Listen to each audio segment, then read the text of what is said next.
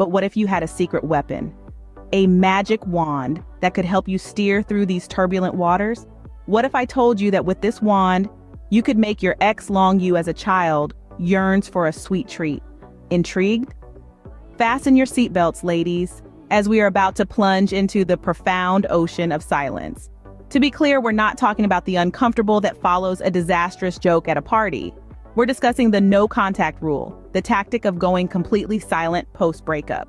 Yes, it may sound severe, but often the most difficult decisions lead to the most satisfying transformations.